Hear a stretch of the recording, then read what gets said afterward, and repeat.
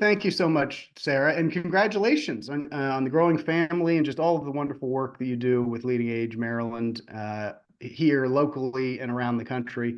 Um, I will first start off with an apology. I made it almost the entire year without getting incredibly ill, but something about the holiday season, whether it's stress of wrapping up the year or just being torn in a bunch of different directions, I came down with something. So I apologize if I am coughing or otherwise look pained at any point during the presentation.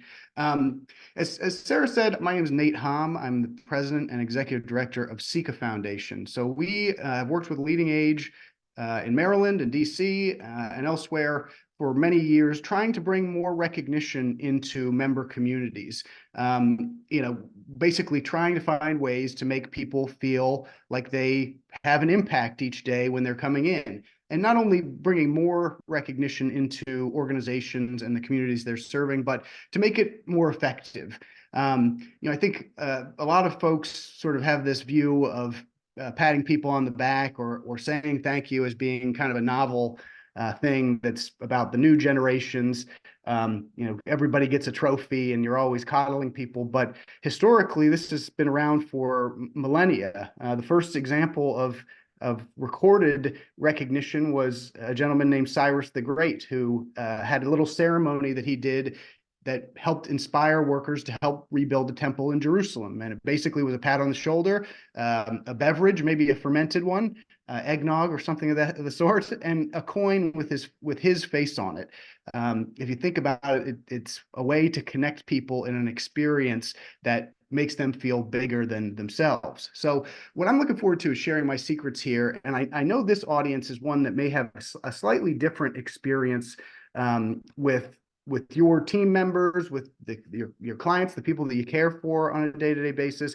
And so I would love for you to think a little bit about what relationships are you really looking forward to strengthening in the year to come? If folks want to throw something in the chat or even unmute and share, this is the season. We have basically a back-to-back-to-back here with Thanksgiving, a holiday all around gratitude, Christmas and Hanukkah and other upcoming holidays here with gift giving and making people feel special and valued, and then even with New Year's coming into the new year with new priorities and new rededicating to new values and commitments. So if one of the answers here is your family members, you got an opportunity perhaps with the holidays upcoming to show them that you care about them and that you value them. But one of the things that I think people kind of make the assumption is that recognition and appreciation are really about gift giving, solely about giving gifts to people. And I'll do a couple of things here as we get along to sort of hopefully dissuade you of that idea and show you that other things can be even more powerful. Without getting too deep into sort of the social psychology side of things, I did want to share something that I hope you kind of envision as a framework in your own lives about this idea of your hierarchy of needs, the things that you need on a daily basis to become the best person that you can be. At the very bottom of this hierarchy, forming the base, the foundation, are these what are called deficiency needs. Things like safety and psychological support. You can think of these as a roof over your head, food in your stomach, a shirt on your back. I mean, obviously, these are things that are really important for people to be able to get along and survive. But they only really represent the bottom of this pyramid. The things that really get the top of the pyramid and make it more fulfilling for people as they move through this world are things like love and belonging. A sense of esteem, self-esteem, and esteem in what you do. And then these other sort of nebulous, hard to pin down ones about self-actualization and transcendence. So I think I had trouble trying to apply this to what we do at Ceca with recognition, but I thought this was a very good way of sort of translating it for the employee side of things, the business and organizational side of things, and that's the employee pyramid. So this actually was created by a gentleman named Chip Conley in partnership with the Barrel Institute. They're actually a patient experience focused organization, probably the preeminent leading organization focused on patient experience in the country, if not the world. And they tried to apply this idea of Maslow's hierarchy of needs to what your employees and your teammates are looking for. So again, at the bottom, there's money that allows you to survive, rent or buy a house. But it really is something focused on the job that you do, the paycheck that you receive. And it may very well be that that's your base motivation, but the hope is that you don't end up just with base motivation, somebody coming in for a paycheck, rather than coming in because they feel like they want to do a really terrific job. As you go up the pyramid, you have things like recognition, which may help somebody feel like it's not just a job, but a career for them. Hey, I'm good at this. I'm being recognized for having abilities, capabilities to do what I do well. Supporting our clients, caring for our clients in a way that hopefully allows you to do your work better. And then at the very top, it's this idea of meaning and transformation.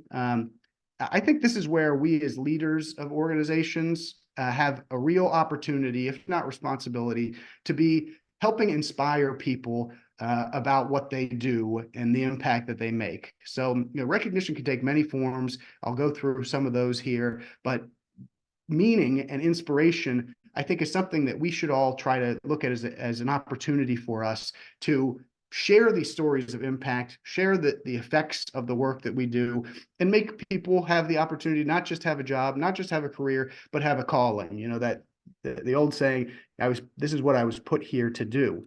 What do people want from work? I think this is always an interesting one for us to just consider every once in a while. And business leadership today did a little poll of people working across industries. And so I won't say that this is specific to senior housing or affordable housing or even the care industry in general. But it is a pretty consistent list when you ask these questions. They want opportunities to grow, develop in their career. Particularly young people are looking for a way to move up the ladder and have more responsibility. They want strong leadership. I mentioned inspiration. They want you to be setting a vision for them and for the organization that they can hold on to. They want a caring culture. For me, that's the support of those that they work with, particularly leadership team members. They want to feel like they're cared for. They want meaning in the work. What do they do each day? What are the effects of it? What are the impacts of it? And how does that create meaning for them when they leave the job for the day and go home and are thinking about what they've been able to accomplish? They want trust. They want to feel like you trust them to do their work, that they have a sense of esteem about what they do on a daily basis, and you're not there looking over their shoulder and nitpicking everything left, right, and center. They want an inclusive work environment. There's been a lot of emphasis and investment in sort of DEI initiatives across industries. And I know Sarah mentioned that there was a really lovely talk earlier this year on inclusivity. It's one that I find very, very important as well, especially not just across people, demographics, but across function, job roles. What are they able to do, bring to the table? And there's a lot of times where somebody very out in front is noticed a lot, and somebody who's working behind the scenes is not noticed a lot. But yet they both do really important things that allow the organization to thrive. And then lastly, they want regular feedback. They want to know that you see what they're doing, and whether they are doing it really well or whether they're just doing part of it well. This is where the opportunity for recognition starts to get really important. There is a need at times to address deficiencies, things that maybe not going so well, mistakes that get made, but there's always an opportunity for recognition to be in that feedback loop. And you've all heard about the compliment sandwich. Hey, great job with this. Here's a place where I think we can improve. And I really appreciate you working with us and working so hard to care for the community. So again, recognition needs to be a really important component. It doesn't mean that you blow smoke for people all the time, but it should be a part of it. People react better when they feel recognized. Another little question for you to think about. How do you most like to be recognized? This is an age-old question for my family around the holidays here, which is, what types of things are we going to do at the end of the year to sort of celebrate the family, to celebrate each other and the relationships that we have. And I'm sure every one of you is familiar with the 5 love languages. Probably could repeat them here for me, but this is not a pop quiz.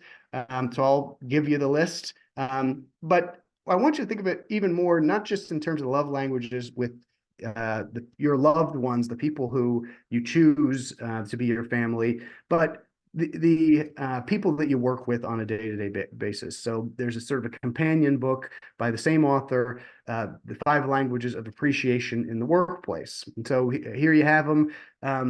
You may be thinking to yourself, okay, I'm definitely X, Y, or Z. But let's see what overall people say in terms of a distribution for what they say their primary love language or language of appreciation is. Almost half of people say words of affirmation. It's kind of amazing. They just want to be told that they're doing good work, that they're validated, that they're seen, that they're understood. Half of people say that's the most important one to them. So talk about an opportunity to help build up your team or the people that surround you. About 1 in 5, 1 in 4 say quality time. I know personally, this is one for me. Our family has tried to, sort of shift a little bit to giving the gift of experiences, whether it's, going to an art museum or going to a sporting event. Even just going and taking somebody out to dinner is a real opportunity, or a cup of coffee for that matter, is a great opportunity to give them some of your most valuable asset, which is your time. Another 1 in 5, 1 in 4 say acts of service. This is one where I was talking to a gentleman the other day who works as a CNA in a skilled nursing facility. And one of the things that always frustrated him to no end was if one of his managers, he'd be in a room helping with one of the residents, the manager would come by and he'd say, "Hey, by the way, Gary, there's a call light on down at the end of the hallway. Get to that as soon as you can." And then he'd walk away and he'd go back and he'd be talking to people around the front desk. And he's sitting there saying, you have the time to do this. You can see I'm in the middle of something. That act of service would have gone a long way for somebody. So finding that way to, be out working with people, even if it's not central to your own job description, it is central to people feeling like you know what it's like to do what they do, and being divorced from that too much is a recipe for disaster. Okay, only about 1 in 20 said receiving gifts, which I think makes 19 out of 20 people liars. We all like a gift. And I think what this really emphasizes for me, though, is that it doesn't have to be an extravagant gift. The types of things you might think, well, if I'm going to do this, I got to go with all the bells and whistles. I got to make it really special or expensive or whatever. Most people don't look at gifts as being their number one way to be shown appreciation. And so, you can rest assured and take some solace in the fact that a gift over this upcoming holiday is not going to make or break your relationship with your loved ones. But I think people do love getting gifts, and it doesn't have to be expensive. It just has to be thoughtful. And there are ways to be able to do that, and we'll talk a little bit about that here coming up in future slides. Excuse me. Okay. And I just crossed out physical touch here. This is one that I always maintain in the work that you all do, in the work that I get to do. A pat on the back, a handshake, even a hug can be really meaningful and motivating to people, because it is a way to connect with them, literally and physically. But again, you need to be very careful about stuff. And so I think in terms of the language of appreciation in the workplace, that's one that hopefully the HR folks are not going to be scolding me before we get off this call. Let's focus on the other 4, because there's plenty of opportunities. It's also really important, in my opinion, to clarify something here, because I get an opportunity to talk to organizations, primarily senior living communities, skilled nursing facilities, hospitals, home care organizations. And I asked, one of the things I asked them, because Ceca is all about celebrating caregivers and helping organizations recognize the exceptional work that's being done. I said, what do you do to recognize your team members? And a lot of the answers I get, I don't think are recognition at all. They're appreciation. And if you look at the calendar, you may have one up in your office somewhere. There's a day, a week, a month for every group in the world, jobs or otherwise, that is a appreciation day, appreciation week. And what tends to happen during those days or weeks are appreciation initiatives. Let me give you a couple examples about why I think employee appreciation is a very different thing from recognition, and not just employee recognition, but what I call caregiver recognition or caring recognition.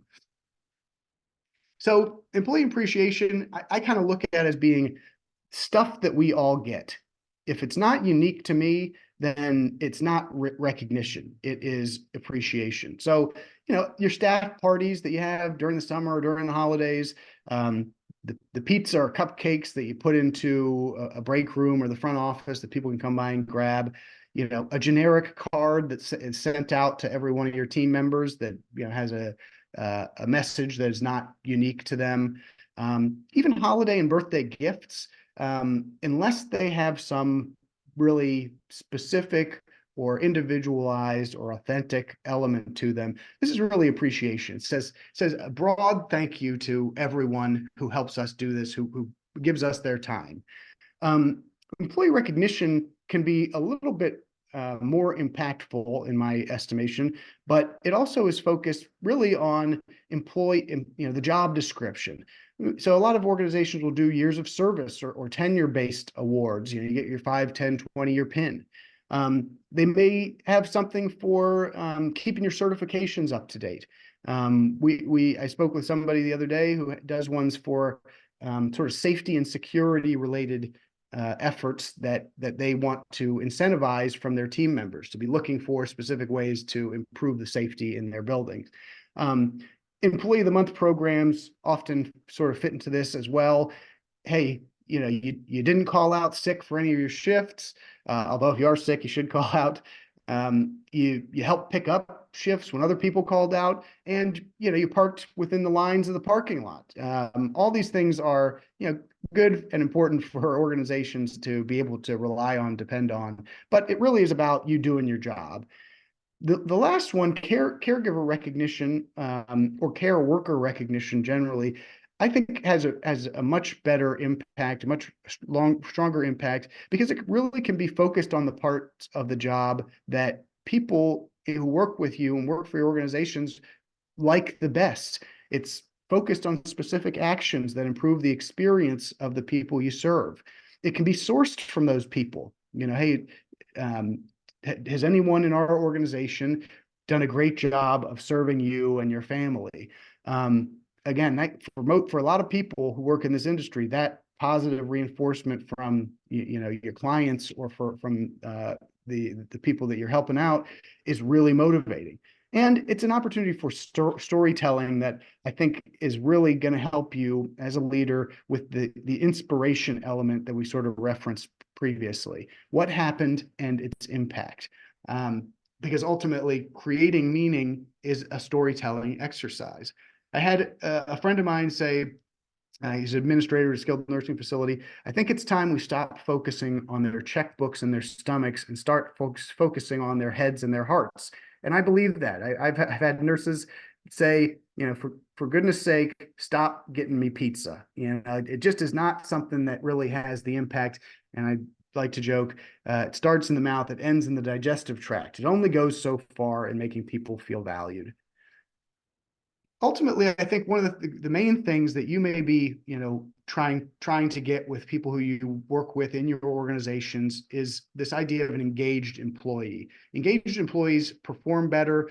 They do things in a more safe way. They provide benefits to the organization and create impact in ways that disengaged employees do not. And I think, there's that saying from a Supreme Court justice about, uh, I don't know what it is, but I know it when I see it. And I think that's kind of one of these things about engagement. It's a squishy term. But I'd like to break it down into basically three things, and hopefully this framework could be helpful for you too. It's about how employees view their work, whether they look at it as a calling, whether they have a sense of esteem about it. It's about whether employees view themselves as part of a team. The people that they work with, are they all on the same page? Are they all supporting one another? And then lastly, do your employees feel that the employer itself, the organization that they work for, has values that are in line with their own? So, in looking inward, looking to your team in terms of a sense of belonging, and then feeling like the organization has a big impact on people's lives. If you can get those three things, develop those three things, you're going to have an engaged employee. And all of those, as you might be able to see, are opportunities that recognition could sort of build up. Certainly with making people feel like they have a sense of self-esteem about their job, and that they're feeling noticed, and that their team members are rooting for them. What drives engagement? Even as the president of an organization focused very much on celebrating caregivers and helping people recognize their team members, I admit that I thought this one was, it gave me a pause when I read the study. It's a little old, but I thought it sent a really important message. Employee recognition outpaces cultural values, interaction with direct managers, and work-life balance in terms of having the greatest impact on employee engagement. Now, how the heck can that be, Nate? Well, the more I thought of it, it's because recognition actually can impact all three of those other things. Recognition helps you show what you value, what is important to you and to your organization. And the culture is basically only a compendium of all the things that you show you care about as an organization. So in your building culture, recognize the things that you want to see more of and that you value. What better way for a manager to build a relationship with a team member that they oversee than by recognizing them and doing this in a positive way, where you feel like they have your back and that they're not just waiting for you to screw up. So having managers really look at the opportunity to recognize their team. And then lastly, work-life balance. I have a friend who said that they hate the term work-life balance because it makes her think that, oh, well, I go to work for 8 hours, I come home and I spend 8 hours with my loved one, and I sleep for 8 hours. That's balance to me, and that sounds really depressing. And I kind of agree with her. Work-life harmony is another way of looking at this. To have harmony in your life doesn't mean that you're not doing much work and you're doing more of the other things. It means that your work is fulfilling. And you probably know this well, that a long day, a double shift, it becomes a lot easier when you feel like you accomplished something at the end of it. So if you're walking out that door and saying, nothing went well today, nobody noticed my contributions, I just want to go home and crawl into my bed and never wake up. That's not a recipe for coming in the next day feeling engaged and feeling ready to go and help people. But even if you have a hard day and you walk out and you say, gosh, it was a tough day, but I was able to help this person with this. My manager saw that I went above and beyond here. My coworkers appreciate me and me helping out, and they value it. A tough day, but a fulfilling day. And I think that's what we all want, is to feel like we push the ball forward when we leave and when we go back home. Particularly with caring for the elderly, here's from the horse's mouth. Employees were asked what the most significant challenges senior care professionals are currently experiencing. And I thought this was interesting. You got 40% saying bonus pay for working difficult shifts. I certainly understand being paid well, being paid more, especially when you're chipping in with something that's not particularly easy, is important. The 24% flexible work schedule, 23% PTO, again, these are employment related things. Excuse me. But recognition and rewards for your contributions was said more frequently than anything but bonus pay. And I think you could actually work those things in together pretty well. Bonus pay for things that you want to recognize as an organization. So again, within the specific industry, the science is in, the research is in, recognition is incredibly important for people, and ultimately, it needs to be something that's part of your strategy. But as we talked about, culture eats strategy for breakfast, and I don't want to have it both ways here, but recognition is a culture builder. It's a strategy for building culture that I think is really essential and effective. A culture is not built by saying, this is what it's not the vision statement, it's not the mission statement, and it's not the values that you made into some clever acronym for the organization. Those things give you a framework for it, but the culture comes when you show that they're really the valued things. And ultimately, this is what you should be recognizing. It really permeates everything you do. And again, the recognition shows people that it's valued. As an aside, culture is something that really spans the full life cycle of people's interaction with your organization and yourself and your team members. As you look at it during recruitment, how do you get people interested in working for you, working with you? In a lot of cases, I think it's about telling your story. It's about showing this shared vision of what the organization is able to accomplish and what it does day in and day out.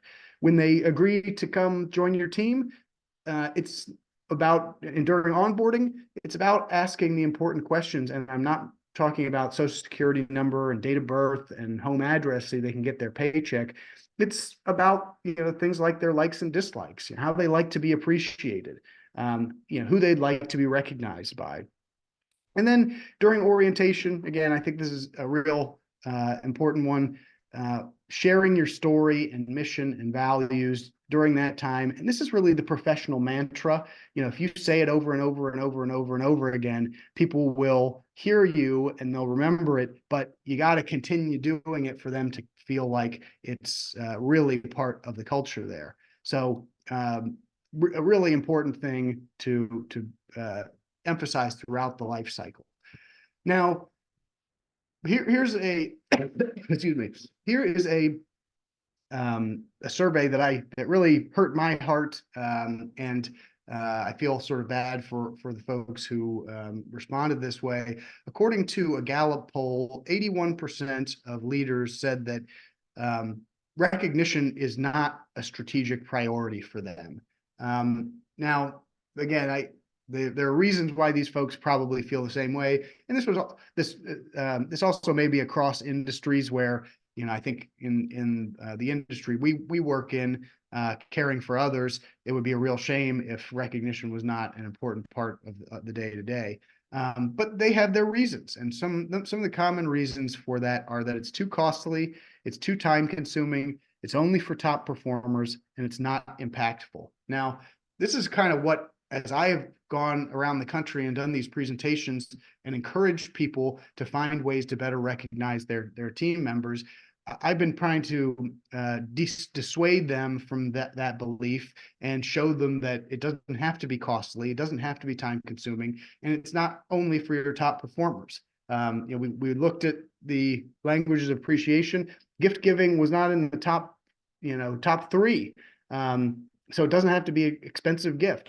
It doesn't have to be time consuming if you set it up and make it a priority for everybody to participate in. And, I can't think of a better way to make a new employee, an early employee who doesn't quite have it all together yet, maybe they're just doing a moderate job, to make them a top performer through encouragement and showing that they are good at things and can develop those skills. Your top performers are people who were not top performers, 2, 5, 10 years ago. This is a way to get more of those. And then not impactful. I always like sharing, regardless of what you feel about Harvard, Harvard Business Review published a study that talks about service workers, people who work in helper industries. And it says that these employees are more motivated to do work that has a positive impact on others. They place a higher value on being recognized by their peers and their team members, and they're less motivated by salary than those in the private sector. So ultimately, this symbolic recognition is especially important for people who work in this industry. And I don't want to sit here and say, oh, Nate told us that we didn't have to pay well, and we'd still be able to keep people. And I don't want to be hogtied here. Certainly, everybody is trying to do what they can to pay people living wage, fair wage, and clearly wages have gone up in a lot of industries, including this one. But when you can't do the Oprah thing and say you get a raise, you get a raise, you get raised, or pull a button, the easy button, and give 50% raises across the board. We know that that's not the capacity for every organization. So when you have to work within the margins, investing in recognition can be not costly. It can be something very effective for you to create engaged people who love what they do and will be around for a long time. So I mentioned this idea of storytelling and creating meaning and inspiration through storytelling. If you were in that, put your recruitment hat on and you're asked to describe the organization you work for, how would you describe it? I'll give you a second to think about it yourself. I think it usually boils down to a handful of things, all of which are important, some of which are very important. When I ask this question, typically we get some combination of these. The history of the organization. Yeah, we were founded by a Baptist minister. This is a public-private partnership in the 1940s with this local town.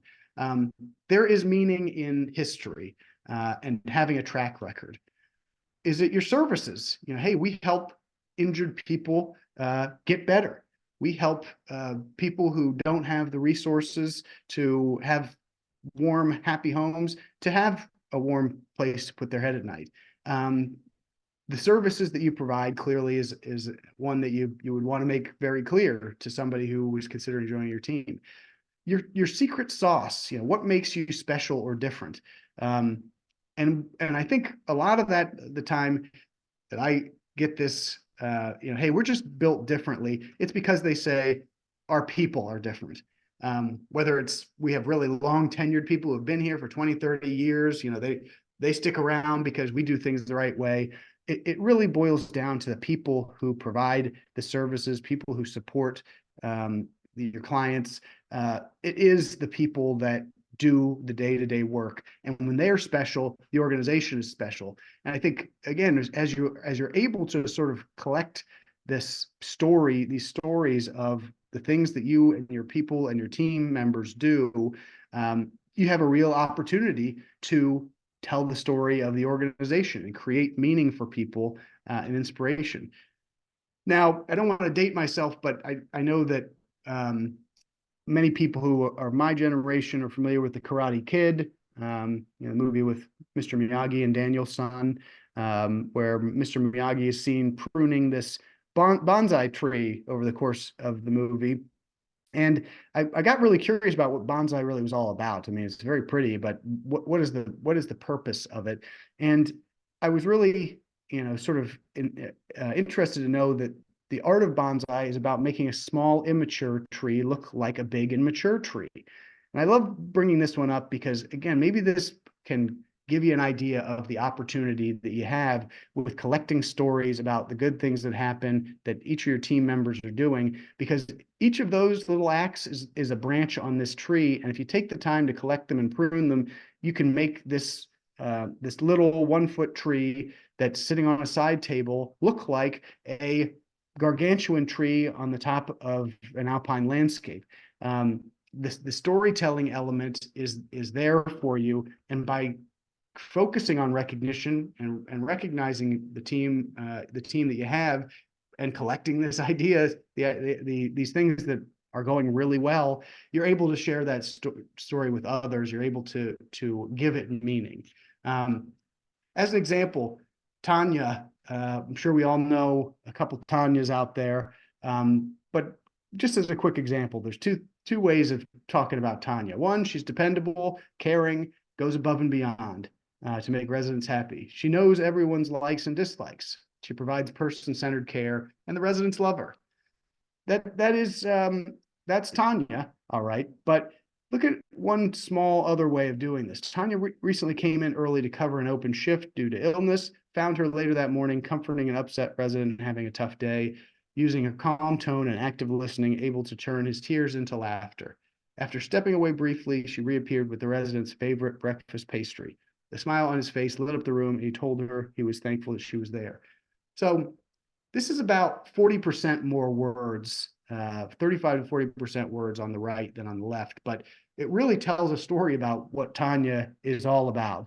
There are specific examples, and those examples are things that you can hang your hat on as an organization and as a leader. This is what we value. This is what we're looking for. It's not just enough to say Tanya's dependable. Well, how is she dependable? How does she provide person-centered care?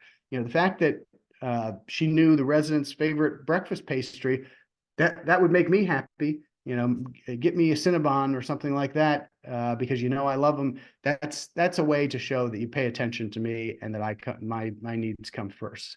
So again, just with a little bit of extra effort here, there's an opportunity to really tell a story. And I think a lot of times, as I work with organizations who are doing, awards and recognition events, you get a lot of this stuff on the left because they want to just talk about how over somebody's career, they've been this, they've been that, they've been this.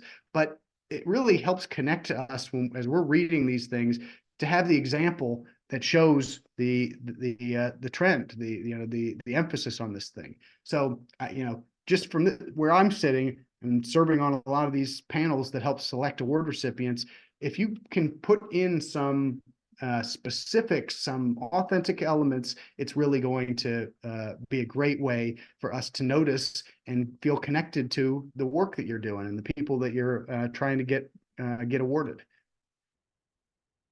Okay, I'm going to pause for a second and see if anybody has any questions. Feel free to just throw it in the chat. I'm seeing here that a number of people had responded about their favorite love language. A lot of acts of service, people. I really like that. It's great to see. Again, helping each other out and lending a hand is incredibly important. As I said, I'm a quality time person, but we're really all a mix of all of these things. And just, helping to know what your employees value is a great way to make sure that you're speaking their language as you're saying thank you. So maybe this is a way during onboarding or in just casual conversation, you can find that out about them, how they'd like to be recognized. If there are no questions, I'm going to jump into this next part, which is a little bit more about how to make recognition meaningful for people, what we call the science of recognition. And if you're going to be, spend the time to build a program that is focused on bringing recognition to your team members, here are the things that I would really recommend that you consider and that you try to include in that effort. So I'm sure you have more acronyms than you'd ever need in your lives, but again, providing a framework and maybe something that is memorable here. Hopefully this provides a little bit of help. The I is inclusive, that anybody should have the opportunity to recognize or be recognized. So bring your employees into the act of recognition, allow them to share stories about things they saw their coworkers doing. That takes it off of your shoulders as being a solely leadership management level effort. Again, if you're encouraging people to say, hey, we want to hear about the wonderful things that are going on, and I'm the first to acknowledge I don't get to see every one of them. I get stuck at my desk doing things I wish I didn't have to. Please help us know about them. Please share them with us.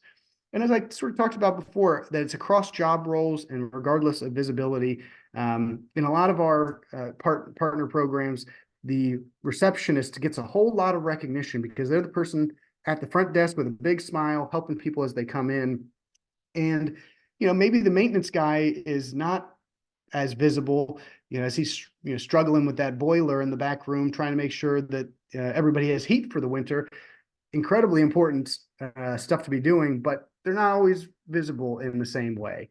So I think that's, again, find ways to recognize all different people regardless of their visibility. And what's a better way to see what goes on behind closed doors than enlisting all of your team members to take part in that recognition.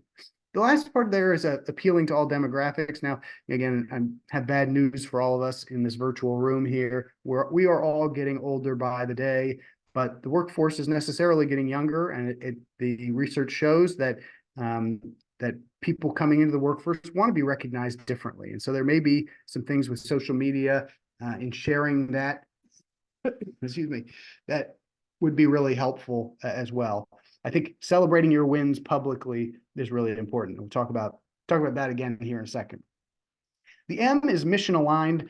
I've kind of um, I've kind of beat this one into the ground here, but what you value, what you recognize, what you reward is what your priorities are. And people just need to see it on a regular basis. So whatever you've tried to integrate into your organization, it needs to be integrated into the recognition you're doing. And it's also why the leadership team needs to be involved in these things at whatever level they're capable of. So as you're recognizing people, attending those events, writing notes from the CEO, executive director, one of the people who helps make the organization run is really important, because people will feel like they are being seen by somebody who may not be as visible to them on a day-to-day basis, but that they know is an important person in the organization. The P is public. Did you know that if humans were blindfolded and asked to walk in a straight line through the desert, that within 10 or 20 paces, they would be veering off to a side very drastically? They need to be able to see that endpoint as they're trying to get to it. And I thought it was also interesting that people thought, oh, well, not being able to see it, there's, maybe you've heard this one too. Oh, that's also because people's legs one's always a little shorter than the other, and that's why they veer off to the side. What actually is going on is that in the absence of sight, there's an imbalance in the inner ear that doesn't allow people to walk in a straight line. So not only do they need to see the endpoint, they need to hear the endpoint. So what you visibly, publicly celebrate, and what you talk about and emphasize in talking about is what helps people connect the dots. It's also a great way for leadership servitude. Again, being out there and talking about this stuff in a visible way. Again, that will connect people, regardless of whether they're directly reporting to you or many rungs down the ladder, that they say, oh, this person who's leading our organization is a good apple.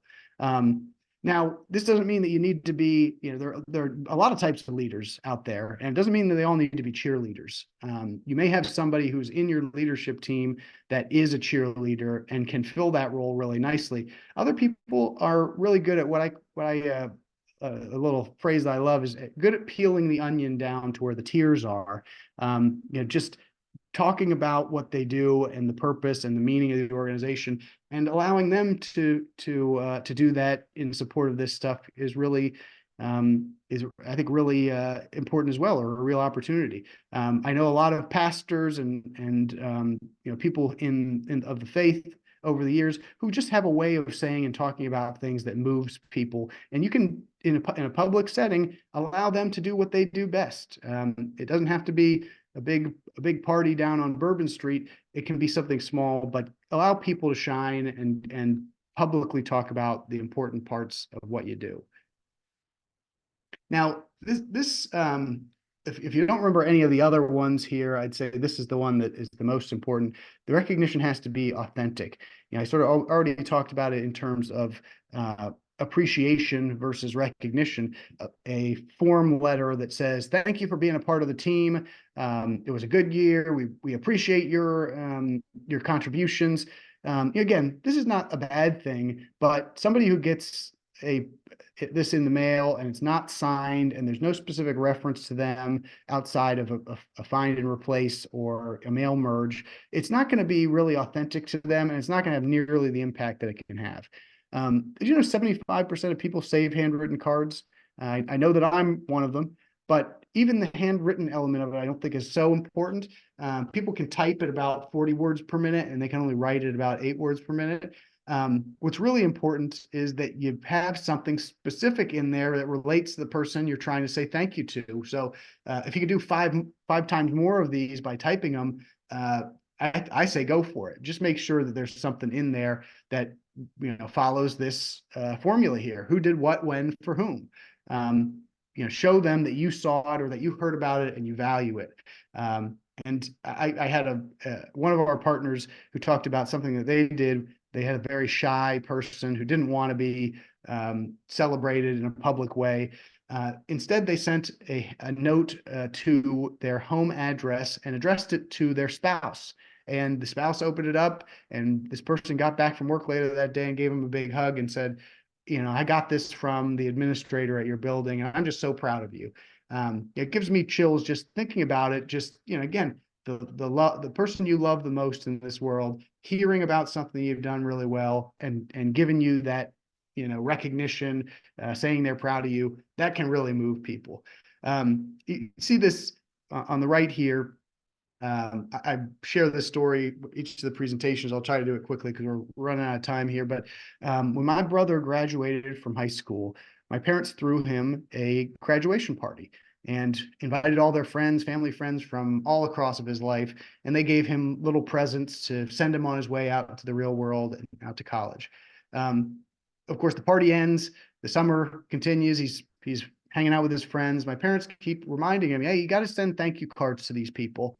And he says, yeah, I'll get to it. Of course, it becomes August. He's getting ready to go off to college. He's never sent these things. My parents said, look, Evan, you can't go out anywhere until you finish sending these notes. And he, huffs and puffs and goes upstairs, comes down an hour later and says, all right, I got them all done. And my parents said, okay, I guess we'll see here in a week or two whether that's true. And they, certainly did start getting calls from their family, the family friends saying, hey, I got a thank you note from Evan in the mail. He said, oh, thank goodness, thank goodness they actually sent it to us. He said, well, it's kind of funny though, because it was done like a Mad Lib. It said, dear blank, thank you for coming to my graduation party. It was great to see you, and I appreciate the gift you gave me of blank. I will make sure to use it for blank. Love, Evan. So he had gone up and used Microsoft Word to create this form letter and then print it out with just a line on the bottom. And then he handwritten in each of the things going through his list of, what gifts he'd received. And I can't imagine a less authentic way of saying thank you to show that, I don't have the time to do this other than in Mad Lib style. So don't be like Evan. He's turned a corner here. He's a great human being, but that was who he was at one point. And an inauthentic thank you is worse than no thank you at all in some respects. The C is consistent. Gallup recommends doing recognition for your employees every 7 days, and that may feel like a lot. I think that it doesn't have to be real formal. It can be informal, pat on the back, handshake type of stuff. But the reason I like 7 days is that it kind of fits into your weekly routines anyway. So find a way in your morning leadership team meeting on Mondays or on your Friday meetings to cap off the week. Put aside 5 minutes, 10 minutes to talk about things that went really well and call out, highlight people who did something, accomplished something really impactful or helpful for the team. As we know, early on in the employee life cycle, it may not even be enough fully 7 days. That 90 to 100 day employee turnover rates are very high, but if you can keep them past that, it's much more likely they'll stay with you for the long term. So find ways to get people who joined recently recognized in a meaningful way. I think a lot of times you hire somebody, you get them onboarded, and you just want to push them out there and say, thank God, we need the help. We need you. We need bodies on the floor. We need bodies helping us. But taking a little bit of extra time to make them feel seen for their contributions and encourage them through recognition is going to be a really great way to make sure they stick with you long term. Okay, T, last one. T is timely, at the point of impact. An annual review is not a sufficient place to give praise the one time during the year. If you waited until December to say thank you for helping out with our Valentine's Day party or, our St. Patrick's Day party. I'm not sure that person's even around anymore, but it might be too little too late in terms of them feeling disengaged from you and from the organization. So try to find ways to do it on a regular basis and in a timely fashion. Spot recognition is something that's popular in certain settings where you just have a bunch of cards where you can write something really quickly and hand it to them, or $1 to spend at the store in the building. I think the immediate gratification is what's the most important. Just wanting to make sure that you do it on a regular basis and don't leave it until the very end of the year. Okay, I want to take a pause for applause, and not to applause me. We're running out of time here, but I wanted for you to think about, just, were there things that over the course of your career or within your organization, and feel free to share them here in the chat as we wrap up, were there things that were done to you, for you, that were really fun, that were really touching, memorable, meaningful, funny, that connected you with the people that you work with, or frankly with anybody else in your life who got it, who got you and got what you're doing? So if anybody has anything to throw in there, we all learn best by benefiting from the experience of others. It's one of the ways that Ceca has really succeeded over the years, is that we have a network of people running programs to recognize their employees, and people come up with really creative ways to do so. Fun little games that are played on a whiteboard in the front entryway, little parties, karaoke, all these little things that we thought were really, really fun and connected. And then we can share them with others, and they benefit as well. So if you have any that you'd like to share, great. If not, I really appreciate your time today. And please, here's my contact information. I welcome questions. You can shoot them over to me. I'll do my best to get a response in. And thank you for your time. It's valuable, and I apologize for a couple coughing fits in there over the course of the talk. So thank you again.